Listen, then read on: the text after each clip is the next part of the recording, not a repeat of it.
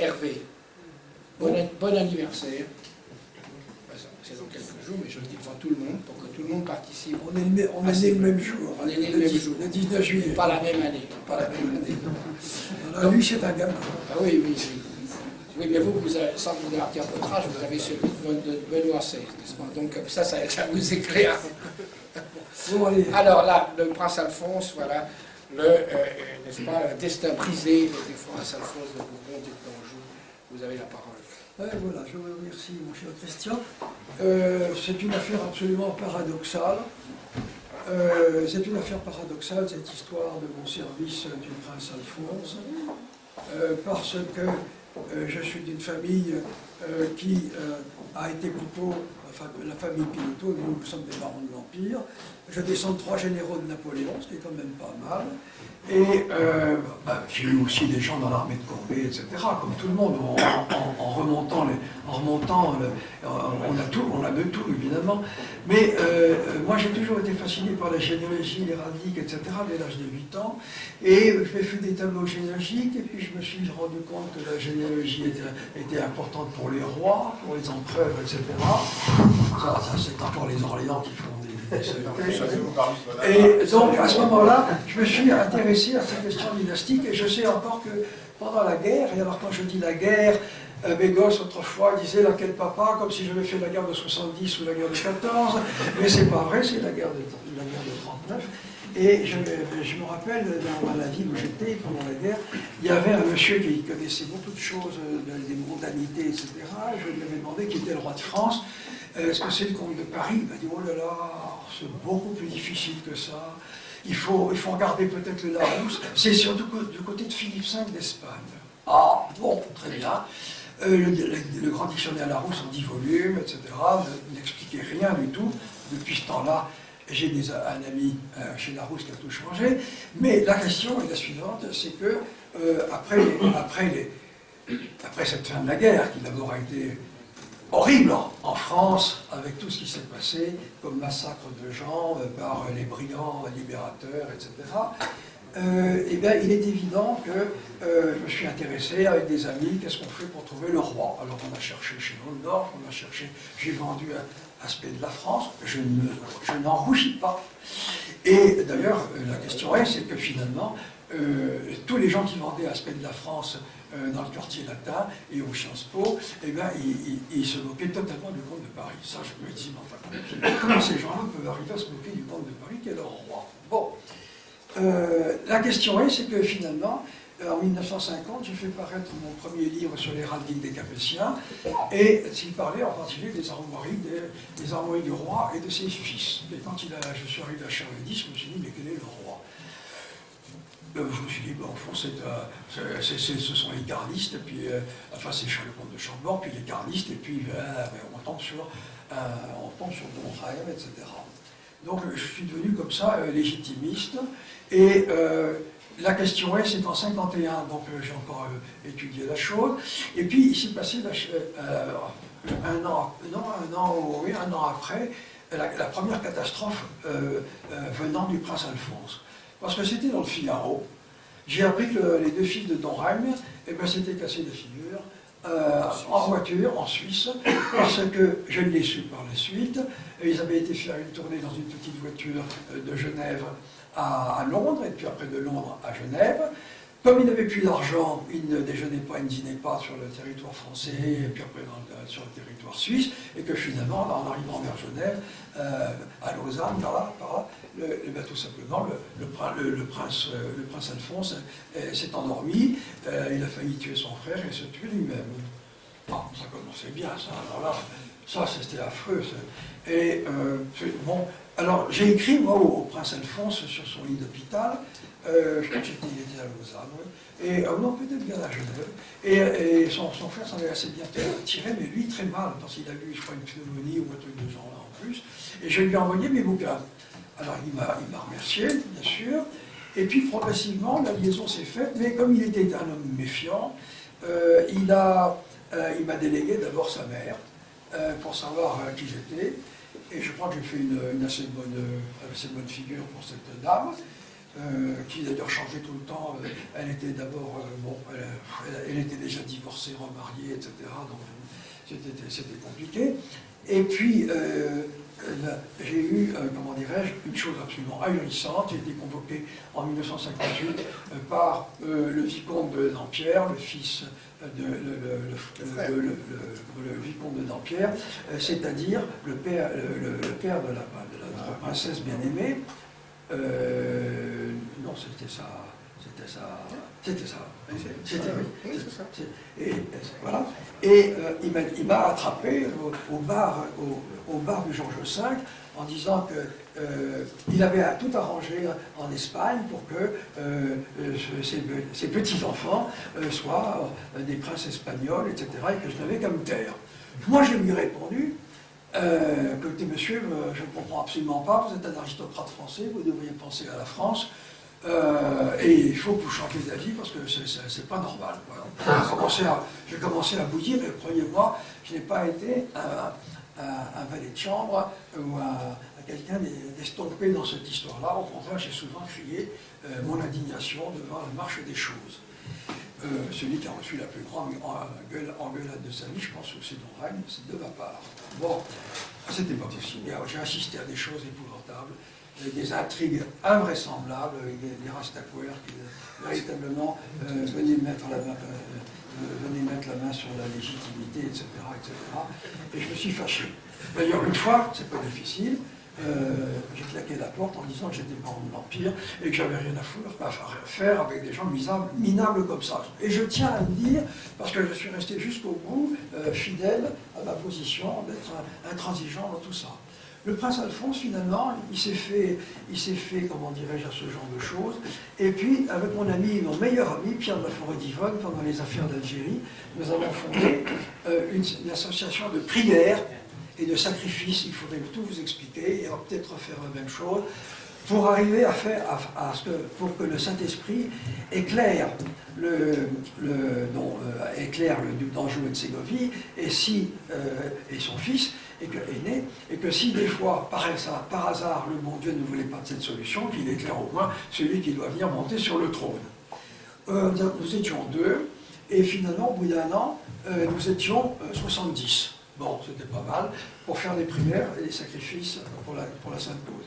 Ce qui fait qu'en 1958, quelque chose comme ça, Pierre de la Forêt-d'Yvonne et moi, nous avons déboulé en avion à Madrid, et nous avons dit au prince Alphonse, nous sommes vos secrétaires, un point c'est tout. Et il a dit oui, bon, très bien. Bon.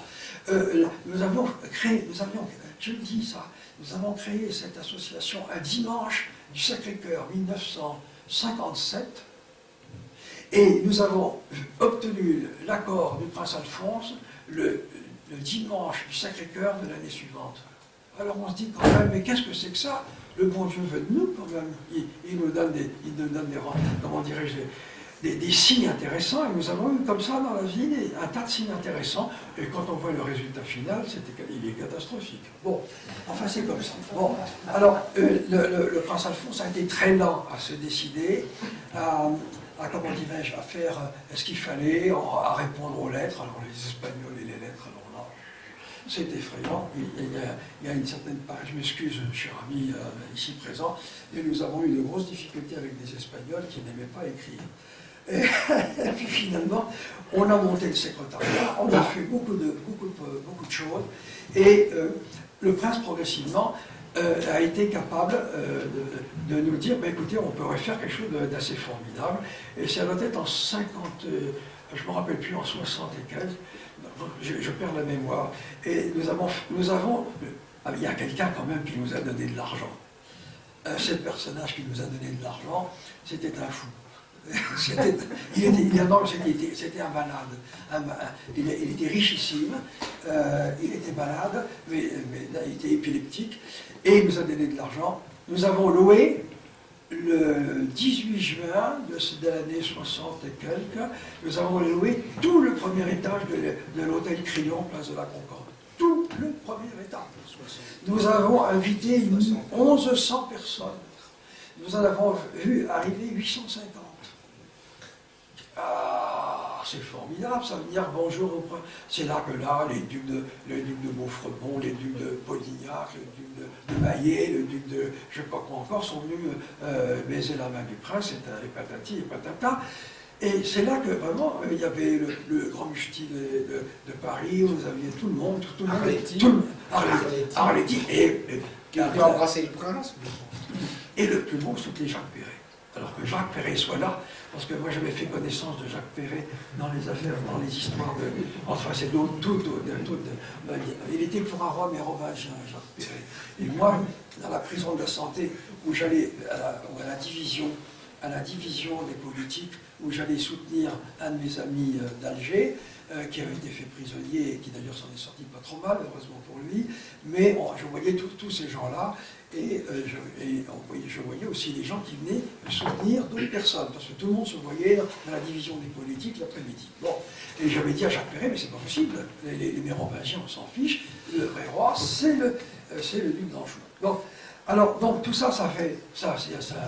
Qu'est-ce qui s'est passé? C'était sensationnel. Eh bien, quand le prince Alphonse est revenu en Espagne, eh bien, il n'a pu donner de nouvelles, parce qu'il s'est fait gronder par les Espagnols. « Ah, si vous voulez faire le dauphin de France là-bas, bien à vous, mais alors nous, on s'occupe plus de vous. Vous avez une possibilité d'avoir la couronne d'Espagne, patati, patata, etc. » Croyez-moi, c'était pas drôle. On a récupéré le prince. Et tout ça, c'était long et long. Mais on pouvait discuter avec cet homme-là.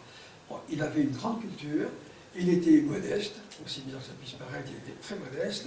Il avait le sérieux que n'avait pas du tout son frère, qui était d'ailleurs gentil comme tout, et nous aimions beaucoup, mais enfin qui n'avait pas l'envergure évidemment de son frère, et progressivement nous avons fait monter la sauce. C'était quand même pas mal. Bon, on a commencé à faire des voyages, bien sûr, on s'est structuré, et on a fait des choses vraiment très passionnantes. Et je vais vous faire remarquer que nous étions les secrétaires du duc de Bourbon, parce que le Don Rym vivait toujours. Et Don Rym, d'ailleurs, j'en avais assez de ce Don Rym et de ce Jacques, qui le signait. Moi, je l'ai baptisé Jacques-Henri, parce qu'Henri, c'était son premier nom véritablement français. Donc, il signait Jacques-Henri, on m'a obéi. Bon, oui, il faut être un peu, comment dirais-je, il faut dire Créatif. Bon, et donc, progressivement, la chose s'est éclaircie, et comme Don Rym, disons-le, avait peur de son fils qui lui avait fait déjà un procès, on peut dire qu'effectivement, j'étais soutenu et que Don Rym n'osait pas trop m'attaquer. Je suis passé, comme Don Rym a été à un moment complètement abandonné par tout le monde, c'est moi qui suis devenu secrétaire de Don Rym. Bon. Et même, comme il avait fait des grosses bêtises, Don Rym, avec un type qui était impossible, qui s'appelait Morera, je lui ai dit à Don Rym, écoutez, vous partez peut-être à Lausanne, vous établir, vous quittez la France, mais moi, il faut qu'il y ait quelque chose qui me représente aussi en France, et c'est moi le chancelier, et il a accepté tout. Bon, alors il y a un registre, etc., un registre des signatures, des sceaux, etc., et je suis depuis 64 ou 65 le chancelier du chef de la maison de Bourbon. Ça a été une lutte très longue avec des hauts et des bas. Et au fond de tout ça, mon cher prince, il était bien gentil, mais il a fait quand même pas mal d'accidents. Bon, on avait l'accident, le premier accident, mais il a fait des accidents de ski, mais plusieurs avant les catastrophes finales. Et il s'est marié, le mariage était une catastrophe. Elle était gentille, la Carmen. Mais enfin, on n'épouse pas une fille comme ça, elle n'avait pas une bonne réputation, parce que les Espagnols me l'ont dit, me l'ont démontré. Et là, on a été reçu par la duchesse d'Albe, par un tas de personnes, c'était magnifique. Et comment dirais-je, tout était beau. Il y a eu deux ducs imbéciles français qui se sont présentés à Juan Carlos, le prince Juan Carlos Jean-Charles pour les Français, avec au cou l'ordre de la Toison d'Or de Donheim. Je peux vous dire que j'ai vu le regard de Don Carlos, de Juan Carlos sur ses cravates, c'était assassin. Parce qu'effectivement, il avait fait savoir d'ailleurs que si Franco, dans le mariage, était avec la Toison d'Or de Donheim, et si le fils portait la Toison d'Or, lui, il ne viendrait pas à ce mariage-là. Donc Franco, qui était un homme intelligent, a pris la plus belle de toutes les décorations qui soient. Il était avec le collier de l'ordre du Christ du Vatican. Voilà, ça c'était vraiment la réponse. Et puis, voilà, c'était ça, je suis trop long. Le prince s'est marié avec le cordon d'Isabelle la catholique. Mais le plus beau, c'est que finalement, on a quand même commencé à faire des chevaliers du Saint-Esprit de l'ordre de Saint-Michel. La mécanique a été relancée, elle avait été coupée depuis 1936, il n'y avait rien eu de fait. Et donc ça veut dire que les choses se faisaient progressivement. Bon, il y a eu des désastres, évidemment, le mariage n'a pas marché, et puis après il y a eu, comment dirais-je, cette folie d'aller au mois de février, non, au mois de février. Au mois de février, la première grande folie, c'est d'emmener la nurse et les 2 enfants dans un ski en Navarre. Et c'est là qu'il a tué son fils aîné. Son fils aîné. Enfin, oh, mais alors c'était épouvantable, des choses comme ça.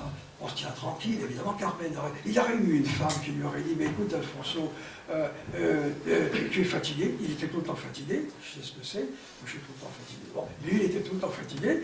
Et en plus, il fait un aller-retour en Navarre pour voir une piste de ski. C'est pas possible, des trucs de genre là. Le résultat est catastrophique. Donc à ce moment-là, il y a eu, donc, je ne vous parle pas de tout ce qui est les émotions en France, les prières qui ont été faites pour le petit dauphin et tout à Saint-Denis, etc. Mais ça a été atroce. Bon, et moi j'ai débarqué à Madrid et j'ai dit au mois de juillet suivant, j'ai dit à mon prince bien-aimé, mais écoutez, c'est pas difficile, il faut faire un conseil en France, parce que s'il y a encore un autre accident, il faut qu'on assure la continuité.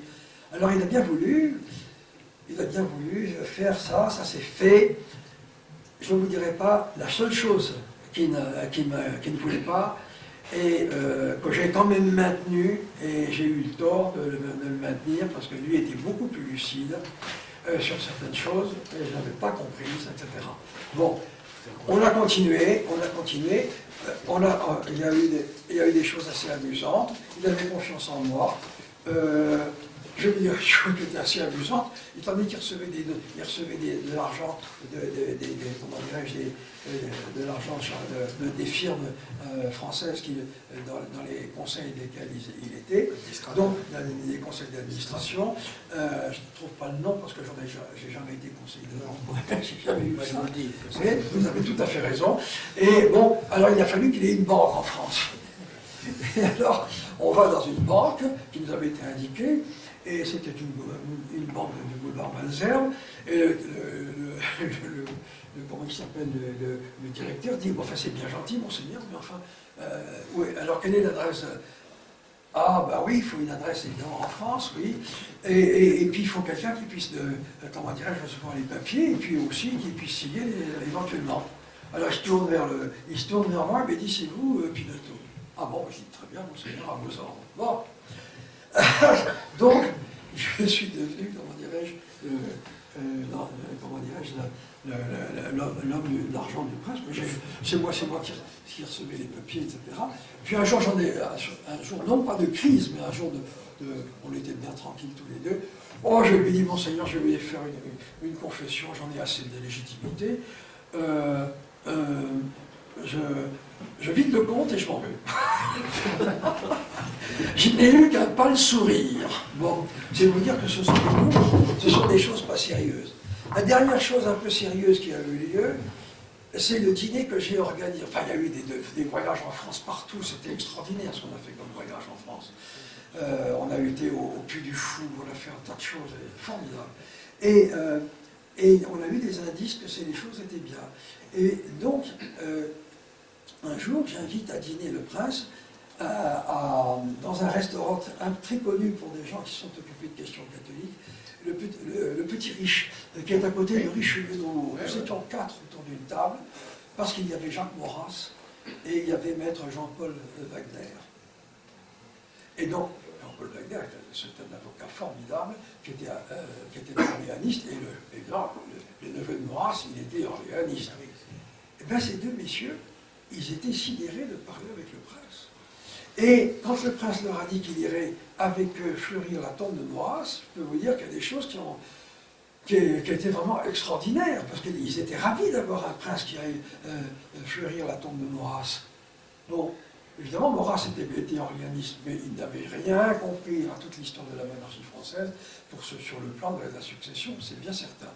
Donc on a fait des choses extraordinaires avec le prince, seulement il a fallu qu'il fasse encore une grosse bêtise, c'est qu'il aille aux États-Unis d'Amérique. Et je dois dire la chose suivante, c'est que dans la dernière conversation qu'il a eue avec des légitimistes français, c'était un déjeuner, je n'étais pas là, mais on me l'a raconté, parce que j'étais avec ma femme, j'étais parti à Côte-Quidan, à Saint-Cyr, pour des raisons de festivités relatives à un de mes fils, à un de nos fils, qui lui aussi, enfin, c'était le deuxième qui aurait été Saint-Cyrien, donc j'étais pas à ce dîner.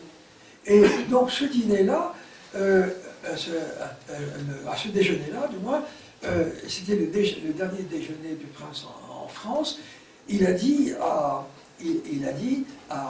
Daniel Amiche et au comte Jacques de Pontacq, qui sont deux légitimistes extraordinaires, il leur a dit il faut se débarrasser d'un tel. Et je lui ai dit, mais enfin, monseigneur, ça fait moi, quand on m'a raconté ça, j'ai dit, mais ça fait 10 ans, je lui ai dit, 10 ans qu'il fallait se débarrasser de ce personnage-là, et il était enfin décidé à se séparer de ce personnage-là, et hélas, il est mort 3 jours après. Ça a été une série de catastrophes qui nous sont tombées dessus, nous autres les légitimistes, à la tête, avec le secrétariat élargi, avec le conseil et tout ça, et tout a été démoli par les Espagnols et des Français conjurés contre nous. Voilà. Je suis toujours comment dirais-je, le chancelier. D'ailleurs, le prince Louis a fait un membre de l'ordre du Saint-Esprit avec un cardinal romain. Donc c'est moi qui ai fait la lettre patente, je pense qu'il y en aura d'autres. Mais la question c'est que la mort du prince, comment dirais-je, Alphonse, a été une catastrophe. Voilà. Qu'est-ce que c'est que la légitimité? Bon, on a fait quelques bons repas, mais c'était... Moi j'ai vu des choses... Quand on est... Alors, je peux dire encore quelque chose? Allez-y, oui. Quand on est allé à Béziers, en plein mois de février, on faisait le Languedoc, le maire a voulu, qui était un ancien... Georges Frêche. C'était Georges Frêche, un bon franc-maçon, etc. Allez-y. On a eu un déjeuner dans un restaurant de Béziers, qui était un bon déjeuner, etc. Lui était évidemment, dans la table hors lui, il était à côté du maire. C'était glacial. Bon, d'abord il faisait très froid, et puis personne, tous les gens de la mairie, et puis on ne savait pas très bien ce qui allait se passer. Mais, à la sortie, mais ça a marché très bien, très très bien. Quand on est allé à Sète, à Sète, il y a eu le maire communiste. Et on allait pour vous savez, à Sète, on fait des batailles entre des bateaux avec des gens qui se poussent dans l'eau avec des grands bouts de bois, etc. Alors il y avait des communistes qui nous saluaient, on est allé en cortège. Et alors, on avait comment dirais-je, on est passé devant une rue, il y avait 12 communistes qui gueulaient mort au roi, etc. Et il y a Alphonse, j'étais derrière lui, il se penche vers le maire, qui lui dit, mais c'est gentil, ils me prennent déjà pour roi. Et bien c'est tout simple, tout le monde rigolait, quoi. C'était bon enfant, c'était charmant, on a eu des choses absolument extraordinaires. Le prince mettait tout le monde dans sa poche. Alors évidemment, les orléanistes n'étaient pas contents, etc. Mais ça, c'est secondaire, on s'en fichait totalement. Voilà, c'est pour vous dire vraiment qu'on a passé des moments extraordinaires et que nous avons eu un prince catastrophique sur beaucoup de choses. parce qu'il n'a pas su prendre certaines bonnes décisions, et on a plongé dans des ennuis épouvantables. Et moi, je n'en suis pas remis que pendant très longtemps, parce qu'on n'en sortait pas. Voilà, je vais vous dire ce que c'est que la légitimité. Voilà, je termine là-dessus. Je termine. Il fait un soleil magnifique. Il faut imaginer un cimetière sous un soleil brûlant. Vous avez une fosse, et vous avez 5 personnes qui sont là. Le prince Gonzalo, le marquis de Villaverde, vous avez M. Chinchorreta, qui est un ancien sous-secrétaire d'État, vous avez, bon, il y avait Pinotto qui était là, bien sûr, et puis il y a le 5e, je ne me rappelle même plus qui c'est, le traîneur, et qu'est-ce qu'on est là? Eh bien, on est là devant la recherche du cadavre du fils aîné, du prince François. D'abord, les Espagnols avaient fait un cercueil de rien du tout, ce qui fait qu'il a été complètement écrasé par une tonne de sable. Et puis, donc, on voyait le cadavre, enfin, on voyait le squelette avec le grand trou là sur le... Et on était là à voir tout ça avec la mise d'un nouveau cercueil, enfin, qui était bon pour mettre ça à Las Descalzas. Ça a été quand on a réenterré à Las Descalzas. Croyez-moi, la légitimité, c'est ça aussi. 5 grands hommes devant une fosse et de voir ce genre de choses. Le prince Gonzalo, d'ailleurs, ne l'a pas supporté parce que le soir, il en était malade. Bon, ça veut dire qu'il y a des tristesses abominables et des joies. Et puis, je ne sais pas si ça continuera comme ça. On fait notre métier et puis on fait ce qu'on peut. Voilà. Amen. Merci, Napoléon.